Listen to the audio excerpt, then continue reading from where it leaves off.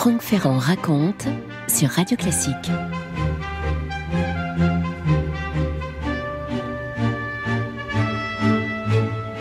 C'était pendant l'hiver le plus rigoureux du XVIIIe siècle, celui de 1709. Vous savez, le grand hiver avec un Y de Louis XIV. Je m'étais aventuré dans une boucle gelée de la Seine du côté des Andelys pour y rencontrer un auteur de théâtre retiré du monde. Un auteur de théâtre qui avait un immense succès et qui portait le nom de Corneille. Il portait le nom de Corneille, mais son prénom n'était pas Pierre. Son prénom, c'était Thomas. Imaginez partout des arbres qui ploient sous la neige, des glaçons au bord des toitures, des carreaux fendus par le givre. Les enfants patinent sur le fleuve, tandis que des familles entières ont, dit-on, gelé, je dis bien gelé, à 3 lieues à peine des Andelys. En dépit des flambées dans tous les âtres, on n'arrive plus à chauffer les chambres et les salons. Eh bien, c'est dans ce moment glacial que j'ai donc rencontré Thomas Corneille. Il faut imaginer un très vieux monsieur qui avait du mal à se servir encore de ses mains. D'ailleurs, quand il écrivait désormais, il en était réduit à dicter ce qu'il avait à écrire. Il n'entendait plus très bien. Il était d'un autre siècle. Il avait été l'une des gloires du XVIIe siècle parce que ce que nous avons tendance, nous, à oublier, c'est que derrière l'immense Pierre Corneille se cache un Thomas Corneille qui, en son temps, a connu un très grand succès. Monsieur, m'a-t-il dit, je ne vais pas vous faire sa voix de vieillard, près de 60 années durant, j'ai vécu dans l'intimité, d'aucuns diraient dans l'ombre de l'auteur le plus prisé du dernier siècle. De ses 8 frères et sœurs, dont 4 auront vécu, je suis, en dépit d'un écart entre nous de 19 ans, et oui, il y avait presque 2 décennies entre Pierre et Thomas Corneille, je suis celui qui l'aura sans doute le mieux connu. Combien de fois l'ai-je surpris à lisser sa moustache du bout de sa plume effrangée, à marmonner se croyant seul la tirade d'une amoureuse éplorée ou d'un vieillard aigretant, et puis griffonner, biffer, reprendre, froisser un feuillet qu'il pensait jeter à la cheminée mais ne faisait qu'envoyer sous quelques meubles. Je l'ai soutenu dans ses entreprises, je l'ai loué de ses succès et plaint de ses malheurs, je l'ai 1000 fois conseillé et tensé 1000 fois, car il était opiniâtre, mon frère. Comme ce jour où, voulant à toute force lire chez Madame de Rambouillet, je crois, une pièce qu'il n'avait point achevée, il passa 2 jours et 2 nuits sans repos jusqu'à sombrer à table dans son ragoût. Mais ne poussons point les chevaux, me dit le vieux Thomas Corneille. Vous savez, mon frère était ce qu'il était et je n'ai jamais eu pour lui que l'amour le plus fraternel. La Providence avait en effet naître Thomas Corneille au sein de cette fratrie Corneille à la fin de l'été 1625, c'est-à-dire au moment précis où l'aîné, où celui qui déjà était en train de devenir quelqu'un, il était procureur à la table de marbre de Rouen, était en train d'enfanter sa première comédie. Car ce qu'on ne sait pas toujours, c'est qu'avant toutes ces grandes et célèbres tragédies, Corneille aura écrit 9 comédies. On ne cite généralement que Le Menteur, mais il y a eu Mélite et La Place du Palais, etc., etc. Il est vrai qu'en ce temps, Corneille l'aîné, Pierre, au moment de la naissance de son frère, avait à l'esprit tout autre chose. Je vous ai dit, il avait quasiment 20 ans, et figurez-vous qu'il était amoureux.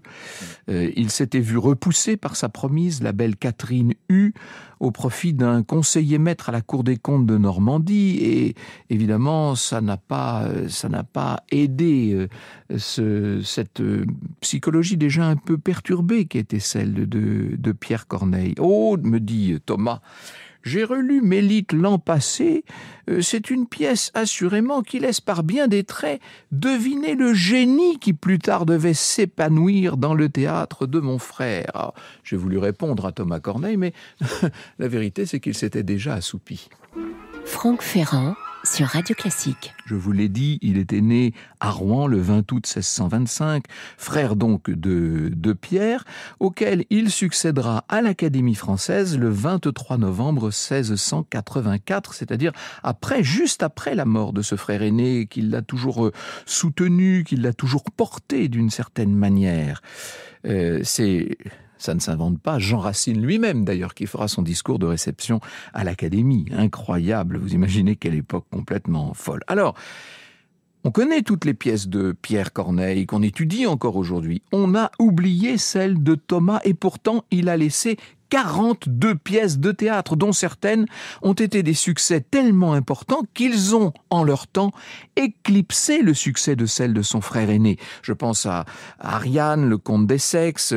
Alors c'est vrai qu'il a aussi versifié la comédie de Molière, Le Festin de Pierre, dont vous me permettrez de penser qu'elle n'était peut-être pas entièrement de Molière. Je ne veux sûrement pas rouvrir aujourd'hui cette polémique. Il a écrit beaucoup de grandes pièces qui ont été très applaudies. C'était par ailleurs un grammairien, Thomas Corneille, qui a travaillé au dictionnaire de l'Académie, qui a fait un dictionnaire universel géographique et historique, qui a fait des remarques de Vaugelas, c'est-à-dire qu'en fait, il travaillait sur la pureté de la langue. On présente toujours son frère Pierre comme le parangon de toutes les vertus syntaxiques et grammaticales. Eh bien, il est probable que Thomas ait été lui-même encore plus féru de pureté linguistique que ne l'avait été son frère. Je cite Jean Marmier qui nous dit « À la fois bénéficiaire et victime de la gloire de son grand frère, Thomas Corneille s'applique, semble-t-il, à le suivre en tout point, de loin, avec vénération et plus encore avec une indéfectible et chaude affection, d'ailleurs réciproque. » Alors il y a eu Timocrate en 1656 qui a été un grand succès, Circé en 1675, Ariane, je vous l'ai dit, et le comte d'Essex, ça c'était en 1679. On peut dire que une grande partie des succès du théâtre du Marais, qui avait pourtant accueilli toutes les grandes pièces de Pierre Corneille, sont dus en vérité à Thomas. Et je me permettrai un petit saut en avant pour vous rappeler qu'en 1793, quand Charlotte Corday, qui était la descendante de Pierre Corneille, on l'oublie parfois, mais c'était l'arrière-petite-nièce de Pierre Corneille, Charlotte Corday, celle qui avait tué Marat, quand elle est guillotinée, vous savez, quand elle est condamnée, au moment de monter à l'échafaud, c'est pas un vers de Pierre Corneille qu'elle va citer, c'est un vers de Thomas, et qui dit « Le crime fait la honte, et non pas l'échafaud ». Vous écoutez Radio Classique.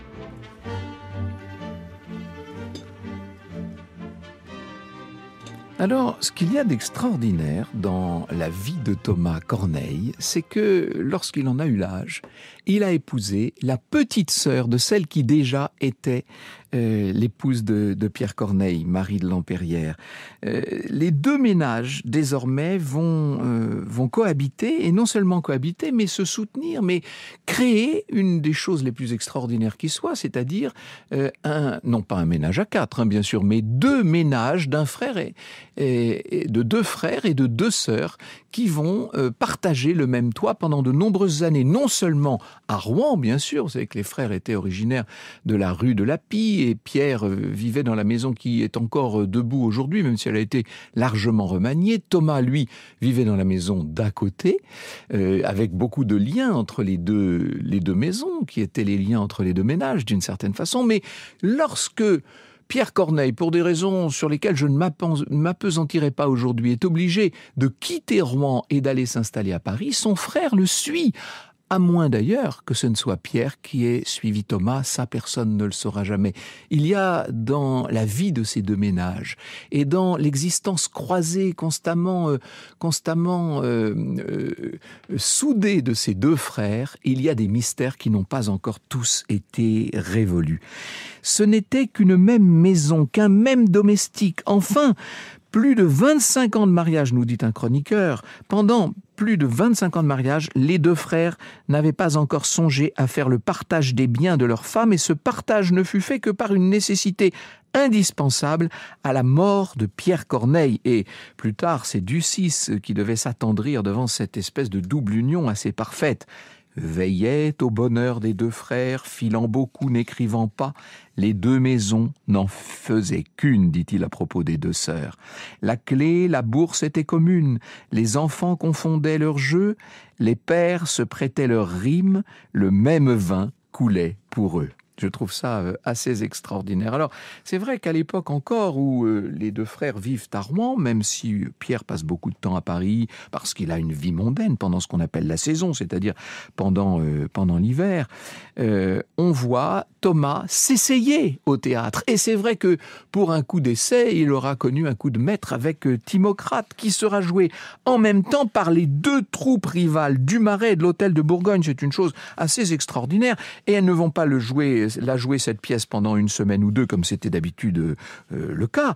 Elles vont les jouer pendant des mois. Et tout Paris connaît par cœur les vers de Timocrate. C'est assez extraordinaire. Alors, il y en a qui lui disent à Thomas qu'il faut qu'il s'en tienne là, qu'il a eu un tel succès, étant déjà le petit frère de qui l'on sait, qu'il n'aura jamais plus l'occasion de connaître au théâtre des triomphes de cet acabit. Et puis finalement, lui va continuer, il va persister, il va tellement persister qu'il en vient, et ce sera le drame de sa vie, et c'est extrêmement passionnant à comprendre, il en vient peu à peu à éclipser la gloire de son frère. C'est terrible quand vous êtes parfaitement conscient d'être le frère d'un génie et que, par un injuste caprice dont seul le public a le secret, disait-il, par cet injuste caprice, vous voyez le public applaudir vos propres pièces, que vous savez pourtant inférieures à celles de votre frère, davantage qu'ils ne l'ont fait pour les autres pièces, pour les pièces de Pierre. D'une certaine manière, on doit pouvoir dire que Thomas a éprouvé une forme de honte dans ce triomphe. C'est un paradoxe extraordinaire. Alors ils vont quitter, je vous l'ai dit, Rouen tous les deux, enfin tous les quatre, puisque ce sont deux ménages qui s'en vont, s'installer à Paris. Ils sont logés par le duc de Guise, Henri II de Lorraine. Alors, on sait que Pierre est logé par le duc de Guise, ça c'est certain. La chronique ne nous dit pas où vit exactement Thomas, mais il est très probable qu'il partage le même toit.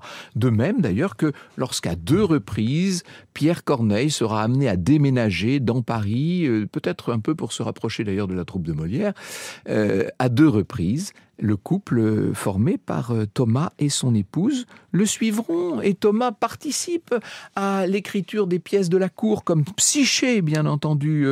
Il y a également 3 auteurs dans Belle-Lay-Rophon. Tout ça est intriqué. On peut dire des frères Corneille, non pas qu'ils forment une même plume, ça ce n'est pas vrai. Je ne pense pas que Pierre ait, contrairement à ce que certains ont pu prétendre, beaucoup contribué au triomphe et au succès, en tout cas des pièces de son frère.